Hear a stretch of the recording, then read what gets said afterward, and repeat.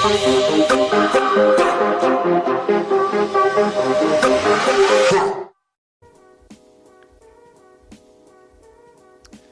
and welcome to another episode of Never a Straight Answer Extra, the bonus podcast we put out midweek, who's just generally quite nice like that. And we've got pretty much shit tons of news that we didn't get through in the main episode, and a whole topic that we didn't get through in the main episode. Yep. So we're going to throw that out. And also, how's your week been? It's been, so what day is it? Wednesday? Yeah. Everyone should be kind of already looking forward to the weekend. Oh, yeah. So, how are you, Taylor? Yeah, not too bad. Yourself? Yeah, not too bad. Also joined in the studio by Mikey. How's it going, mate? Not bad. And Silent Jay. Jay's here as well. Smashing the cash in on GTA. He is. So yeah, always good to have you guys in the bunker. Oh yeah. Yeah. So like I say, we've had quite a lot of news that we didn't get through last week, but like I say, we also had a topic about the Bermuda Triangle, and we opened the show by saying, we always affiliate the name of this at the beginning when we introduced Taylor with the show, and it was the Bermuda Triangle. So we're going to do that at some point during the show. But have you got any news or anything you want to talk about? What have you been up to this week? What's crack? General working. And then researching more. Well, I'm in Belfast right now. Oh, I'm Belfast, or am I on my way home from Belfast? You're on your way home from Belfast? Yeah, I think I'm on my way home from Belfast right now. So yeah, so the magic of like pre-recording. Yeah. But yeah, back in time for the big episode this weekend coming up. Oh yes. Episode 50. And like I say, if you want to get in touch and give us your and we'll send you our Skype account. All our details contacts, that you need to... and then you can Skype us. We're having a call in during the show. You can get in touch, ask us a question, plug your show, do whatever. Kind of just have a chat with us. Don't be silly. Don't be because you're just it's live. Anything's going to happen. Nothing's pre-planned. So if you just want to get involved, give us a shout and we'll have a chat about it. Other than that, I think we're going to be trying to go live on YouTube as well. Yes. So that'll be a sight to behold. So, yeah. It should be good, man. But other than that, dive over to Patreon as well if you want to help us out, because we want to get one of these mixers. Systems, So help us out there. Yeah, definitely. Also, what's that been? I'm sure it'll come to me. I can't remember. But yeah. At the moment, we've still got quite a lot of news to get through. So, what do you want to talk about, Mr. Taylor? Well, have you seen this breakthrough on basically your thought patterns of, let's say, you think of doing something, that now they can spot your thought waves and actually have it type down what you were just thinking. Yeah, I can believe that, to be honest. I've got these images on my Facebook. Yeah. And they're kind of the colour-coded neurons and synapses. Yeah. So when they fired, they could kind of see where like certain pathways were. Yeah. Right. Yeah. And it's just beautiful array of colour. It's like doesn't look like there's any sort of rule to it. Reminds me of the universe. But, yeah, exactly. But I mean, there comes a point where they will work it out. Yeah. Do you know what I mean? So yeah, it does not surprise me it's that scary, they can work that sort of stuff out. But it's like they've been doing this for years, because obviously it's like it's isolating pain receptors. It's kind of like finding drugs that'll turn those senses off. It's working out what's you controlling. Exactly, what you can control. And I mean, it's like it's not a new thing. It's like it is a relatively kind of old thing, but it's getting there. Say old in like Well, if you had that in our lifetime sort of situation, rather than centuries or decades or whatever. If you had that with the Google stuff that's been happening, with like the 10 seconds you can speak and it would have your voice down to a T, and then also the face recognition as there's loads of stuff like put that into court. You couldn't charge anyone anymore. Well, you could, because but if it's got to be like enough full proof that the suspect had done it. Now, if you turn around and brought this information out and said, you well, could this person could have planned this, you this, could, and you this. could frame people a bit more. Oh, yeah, massively. Yeah, Minority definitely. Report's right there, you know. Yeah. It is a bit Minority Report, isn't it? I think it's. I think Especially we'll in come to the point where they'll start doing that sort of. What was the other film where they predicted what crime they'd do before they did it? It was another Tom Cruise film. Another Tom one? Yeah, oh, I think so. was that... Death I think that was Minority Report, wasn't it? As well, Yeah, that was the one where them things. Yeah, where they sent him out because he was like, "Oh yeah, you go and arrest this guy because he's going to kill someone." Yeah. But he'd not actually ever killed anyone. It was just that this machine had predicted, but it was all a big Yeah. to get him to do it. Because in Israel they've got a program like that in operation now. That they're testing out on their civilians. Why? What are they doing? Well, basically, if they believe the way you're acting, the way you're doing stuff, they believe that you're about to do something, they're just going to arrest you.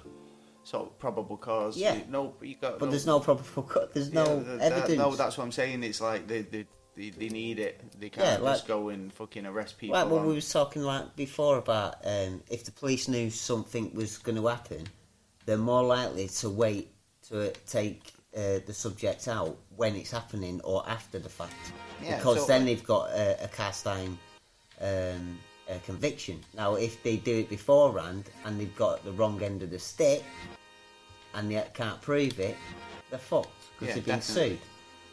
You know what I mean? And it doesn't help the justice system, and especially if you put an innocent person away. Yeah, there's always these cases of people getting put away for stuff that they didn't do as well. So I mean, it's like, yeah, totally. It's a scary future if someone was to use that in the wrong way. Which, if one person can do it, every fucker can. I mean, I watched there's a YouTube channel I watch pretty recently. I mean, I don't know, they've just started appearing in my feed, and I think I must have watched a video by them, and then they've just started turning up, and they're called Corridor Digital, I think that's what they're called, and they do YouTube videos where they play around with special effects, mocap suits, which motion capture. They kind of take these episodes where they've taken existing footage of like really bad CGI in films, like for a good example, The Scorpion King.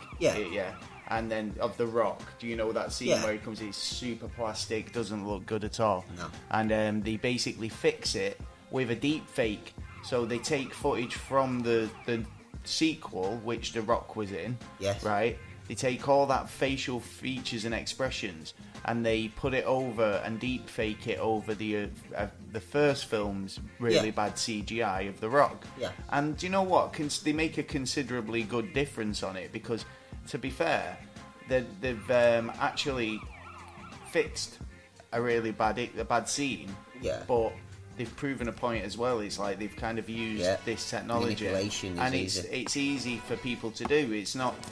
It's like you've seen Obama doing raps and stuff online, or say it's going to get to a point where you won't be able to kind of differentiate the difference between, or people base their opinions on these things. So if they see a public figure say something, that could really sway their opinion on him to the point where they go, I don't want to listen to this guy again.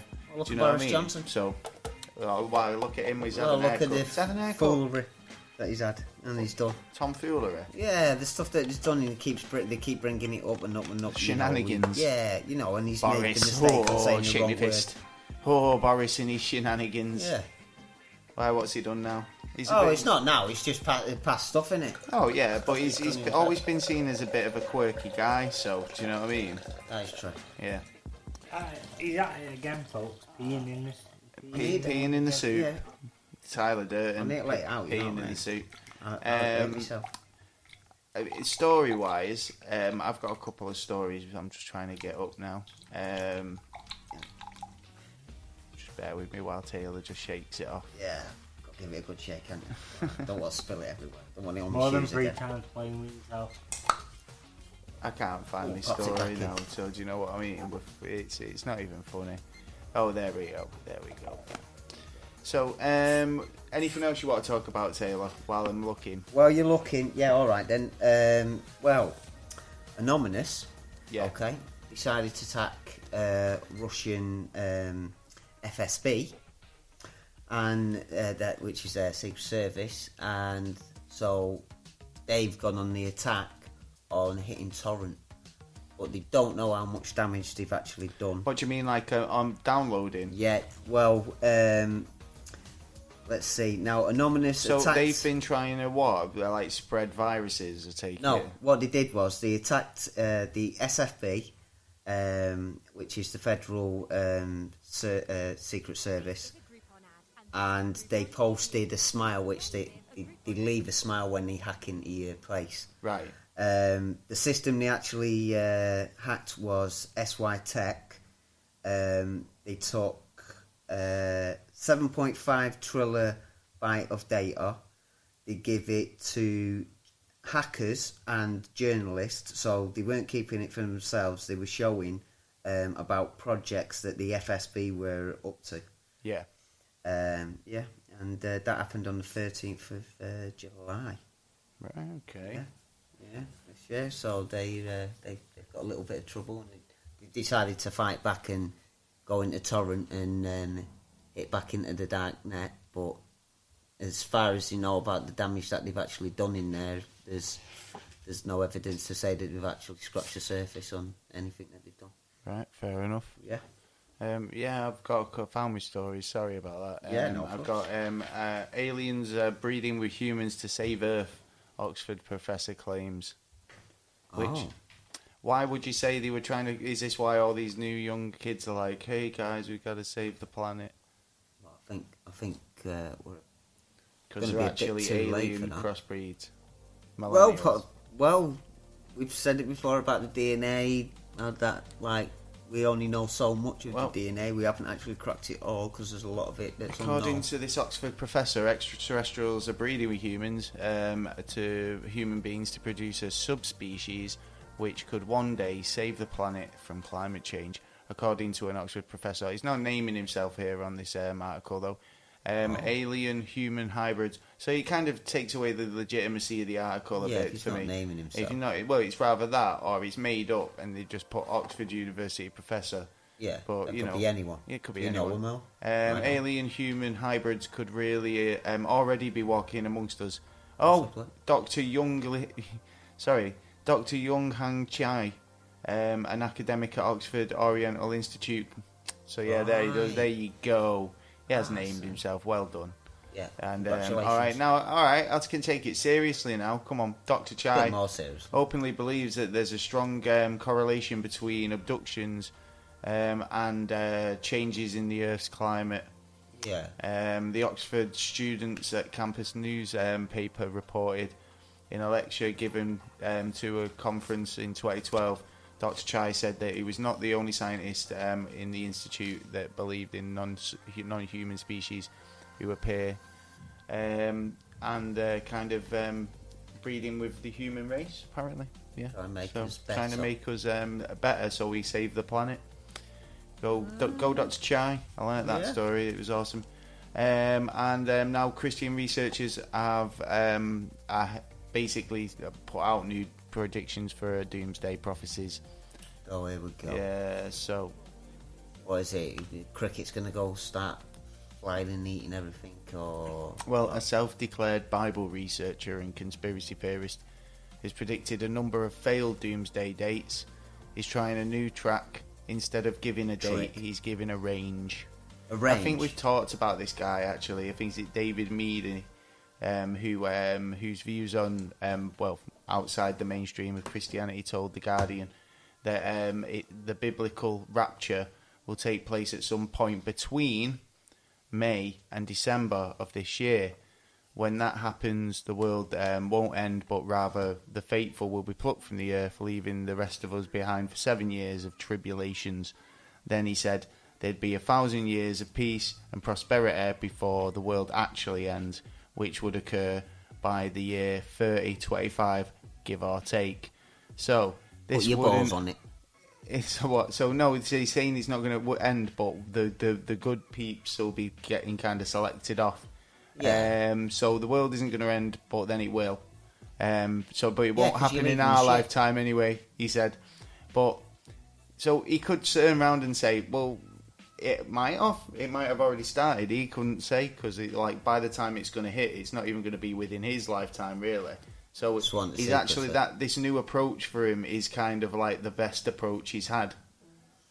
Well, no, so not far. really. He's been found because, out that he's been lying. It's not that he's been lying. He's just but been he hasn't got the info right. giving wrong predictions. Yeah. So he's given wrong predictions, but this prediction, it's kind of got a fail-safe. Or it's got a loophole where because he says, well, it's not going to be the literal end of the world on that day. It's going to maybe be the start of it, and it'll happen between these dates. So. Well, why didn't it happen in December? You said it had happened between May and December. Well, it might have started in May. I don't know. We could already be in it. Well, all I got to say to that is, right, just get off your people going on about, mate. you've mentioned the missing 411 a couple of times in the shows and stuff, but it's like, how do you know these people aren't being raptured? And that's where they're going. Well, there is that point, yeah. But to be honest... you never know, do you? Yeah. Well, you don't. To be honest. Yeah. So, well, have you got anything else? I'd say no. I don't believe it as much as other things because it doesn't work. I don't think this guy kind of has got one prediction right so far. So I'm probably kind of gonna say, yeah. Don't think I'm gonna go with that one. The same as some of them who was predicting the Nibiru turning up. You don't know the date because you can't work the date out. You haven't got the evidence to work the date out yet. The only way you can work it out is when it's fucking there or when you see it. Yeah, exactly. When you now see you it can in start the sky doing and the go, timing. Shit. Yeah, but then by the time it gets round again, everyone will be fucking dead or. Well, you've got it's one of them missing information. It's like that. It's like watch out for that bus. What bus splat? Yeah. Yeah. Yeah. Poor, sorry, R.I.P. Don't know until it happens. So exactly, that's it. It's like that's it. That's but life has a way of doing that sort of thing, doesn't it? It fucking comes up, creeps up on you, and slaps you in the face when you're least expecting it. Yeah. Do you know what I mean? Yeah. If everybody could plan how they died, then the world would probably be a better place, wouldn't it? But unfortunately, it's just fucking tragic a lot of the time. But yeah. If everyone had a hand in it and went right, if you don't mind, on the coast near Cornwall, please, just in a little cottage. That little hut where where me wanking while I'm hanging myself. You had to lower the tone, didn't you? I was going to say where me and my imaginary wife took summer holidays or whatever, but no. You just went and had to go. Yeah, when that policeman caught me having a wank while I was dogging down near the park. I can't remember what they call it. Anyway. Hopefully erotic asphyxiation. That's it. That's the one. Asphyxiation wank. That's the one. Yeah, you've been on that. Moving on. Anyway. Your neck. You've got a bit of a rope rash there, son. Yeah, it's off my chain. Yeah. So we're going to move on anyway. We've got we've got a topic we want to go over, and it's the Bermuda Triangle. I mean, there's a lot of myths and legends about this. It's mysterious. The triangle has been kind of been in the news and media forever, and ever since I was a kid. Now, when I was a kid, the Bermuda Triangle was kind of like nearly born. It made it was portrayed as being something that had been going for centuries.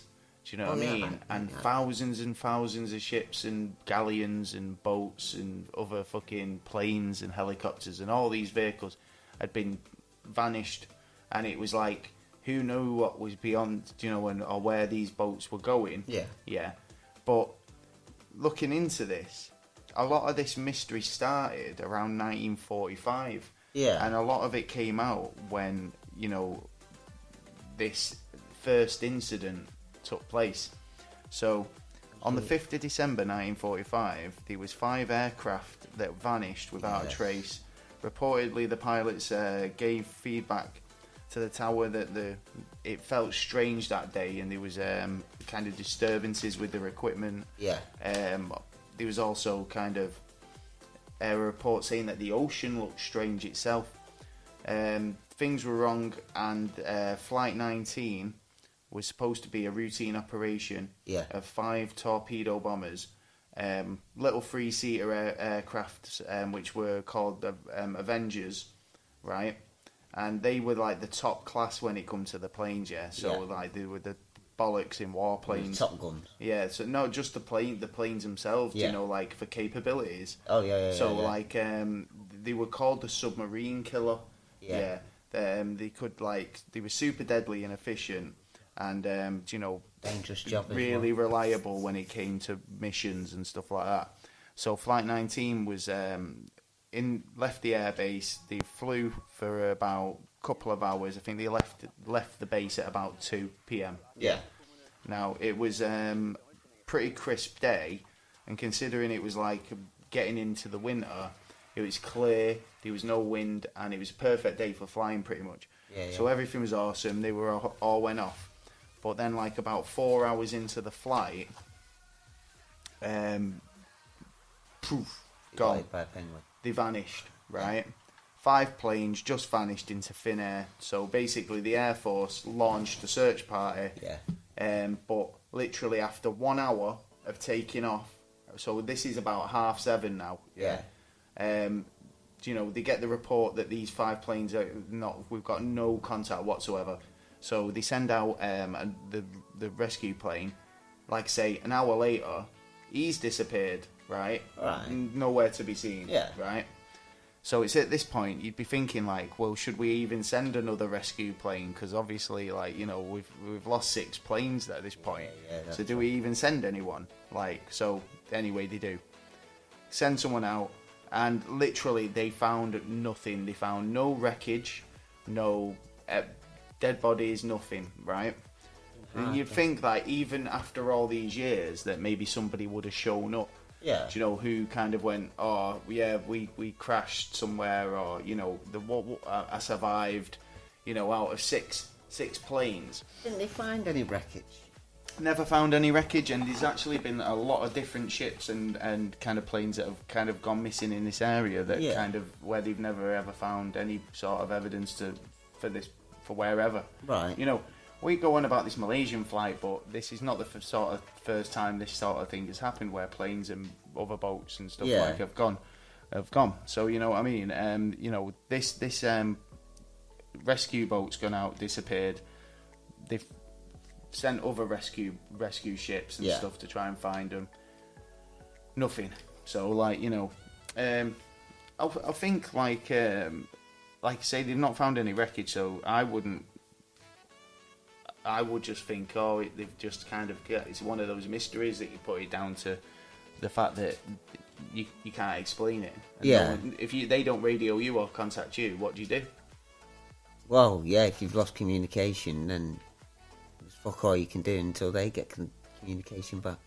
Yeah, so something basically where there was so there's an area where this is. Yeah. And the area is, obviously, it's called the Bermuda Triangle. Yeah. And its strength is kind of the strongest between these 3 points. So you've got Bermuda, Miami, and Puerto Rico, right? And so it's quite a big distance. So it's basically like, I think it's just off the Gulf of Mexico, and it's an area that covers about 1.5 million square miles. And it's a true, basically, I reckon this is why Will Smith got so excited because he got to Miami. Yeah. Because he didn't get lost in the triangle on the way. Oh well, yeah, that's true. Like, do you know what? It's like, would it make you trip? Why would you go? Why not? Because you've got to really go through the Bermuda Triangle to get there. So the chances of actually arriving, it's high. It's pretty slim, isn't it? Well, it's high. If you think about it, it's high. How many thousands of people have gone across there? Hundreds of thousands of people. And how many people have gone missing? Well, less than not 1.0. Like I said earlier, like these myths started only coming out in like about 1945. Well, I wouldn't say it's myths. Right? Well, it's not myths; they're unexplained things. But it's like there's always been. I'll get to this in a minute because there's always been like unexplained things about in the sea. Yeah. Right. You've got the Kraken. Yeah. Yeah, mermaids. Oh yeah. Jason Momoa. Yeah. You know, stingray, loads of them, loads of stuff. Yeah, there's loads of mad shit lurking in the sea. Yeah. And there's always been like talk from Navy and people like sailors who've like said, you know, like, oh, you know, you unexpected, the unexpected sea. It's a harsh mistress that. She tore me down very hard. Or she the Kraken ate 2 of my boats and 3 of my legs. You know, and you hear these stories. So I mean, it's like, well, there's always something behind the story. There's always something behind the story. There's got to they be say. something there. So you know, but the fact is that this area has taken thousands of ships. Yeah. Yeah.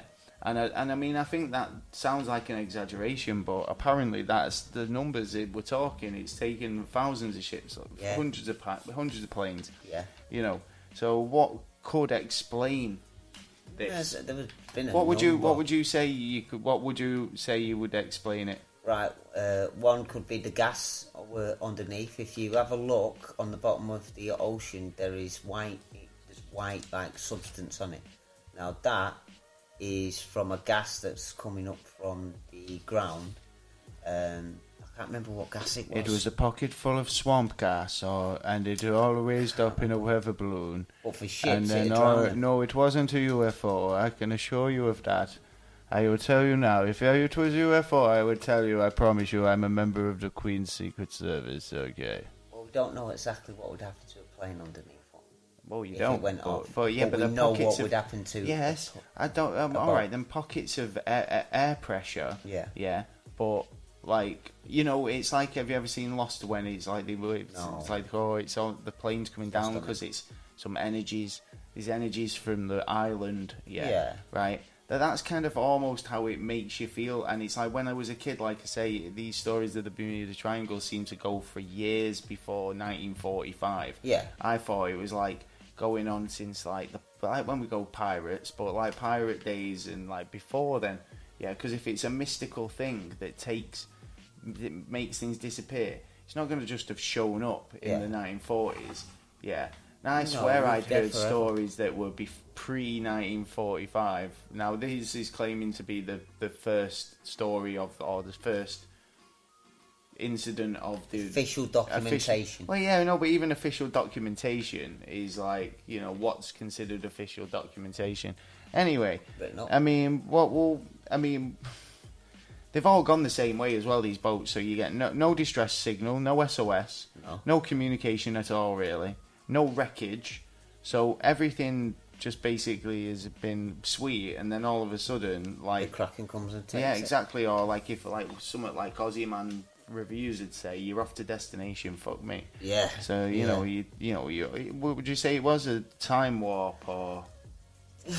Well, don't forget the military have done a lot of fucking about with testing of nuclear weapons out in the sea. It was a Godzilla. Also, other projects that. You know, I mean, Godzilla. The one where the project where they had to make the ship disappear, and it was supposed to have gone back to like the Philadelphia experiment. It was supposed to have gone back to a certain time period, and then it come back. But then the radiation had killed most of them. I think there was only one alive. I don't. There was actually people kind of half, apparently, reportedly half in the boat, half in. Yeah, exactly. Like melted into the hull, but. There's never actually been a witness or anybody who's come forward and said they were legitimately on the boat. There has been people who've said they were, but then when they've kind of traced them back, they were nowhere near it. So, you know, there's a lot of people who say there was not even, like, that boat wasn't even in the dock there, where in Philadelphia, so... But there is paperwork to prove that there was a project. There was, of course. There's always a project, so... but, like... magnetic stuff and kind of like testing and all this crazy stuff, so it's like it does go on. I mean, there was stuff going on at the Bermuda Triangle though that was kind of causing people to think that there was something going on, because like you'd have incidents where like your communications would break down, your needles on your compasses would kind of just stop pointing to magnetic north, doing their own thing, and you know, like in the 50s papers started publishing stories about the the mysterious disappearances that were plaguing the area, and kind of like, you know, in terms of missing seafarers and pilots and all the rest of it. So these disappearances were kept happening, and that's where we are. We get to the point where it got to the point where it was popular, and there was loads of not popular as in let's go on a holiday. People are going to raid there, aren't they? Yeah, well, they're going to raid it. Yeah, they're going to raid it. We signed the petition to go and raid Bermuda Triangle, get good all our damn boats back, Yeah. get all our planes and pilots back. Good luck, get rid of the stupid people. Yeah, fucking yeah. This is it, Operation Get Rid of the Stupid People. Yeah. Anywhere else you want to raid? While you're at it? Who do I want to raid? No, I'm just thinking, just ideas. Oh, for people to go out. We can think up. What about the White House? What about the Pentagon? What about? Here's one that a lot of people would love to raid. What about Fort Knox? Let's see if the UFO's in there and see if there is actually gold there. Because they'll turn around and say, no, you're just using this as an excuse to try and get to the gold. Yeah. Whereas, at least even these aliens is aliens. No, just to prove that there's no gold in there. No. What other secrets have they got?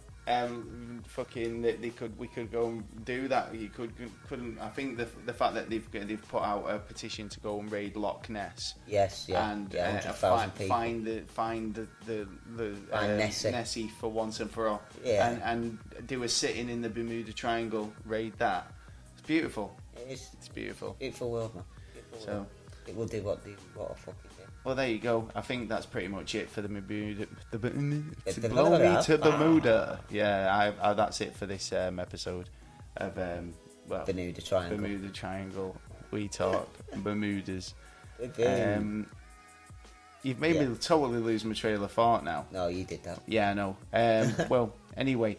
We're still up for a podcast award, so hopefully we'll find out a bit of something by the end of next week. You don't need to vote, but thank you. Yeah, we do appreciate it. Every vote counts, and obviously, if you were good enough to take a bit of time out, then we love you guys. Yeah. It's all gravy, baby.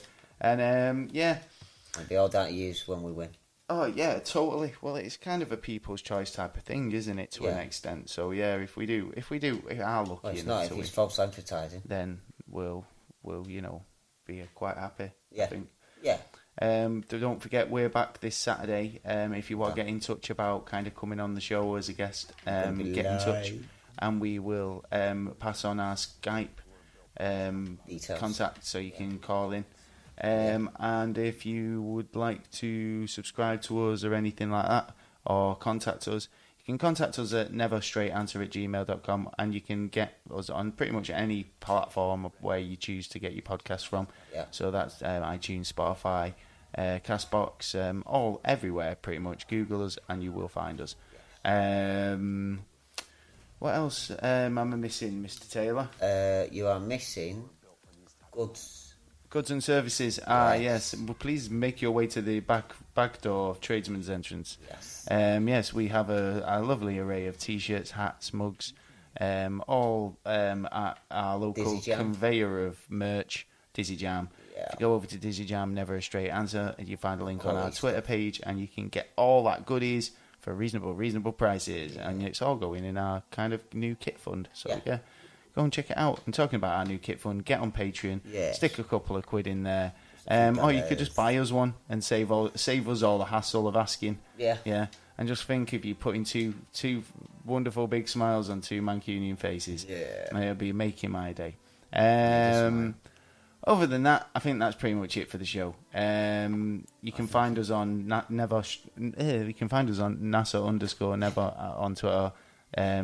Never Straight Answer on Instagram.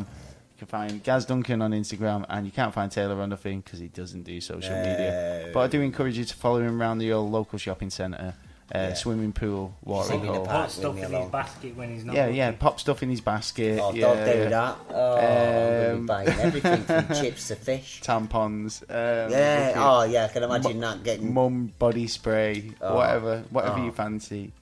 Aubergine. Yeah, I might try an avocado.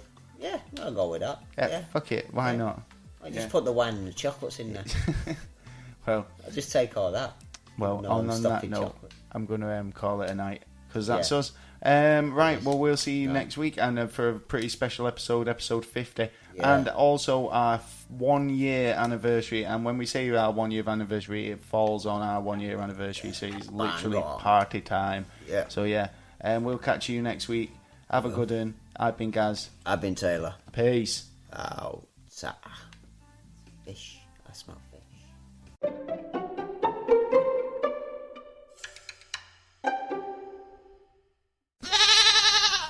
The podcast you just heard was made using Anchor. Ever thought about making your own podcast?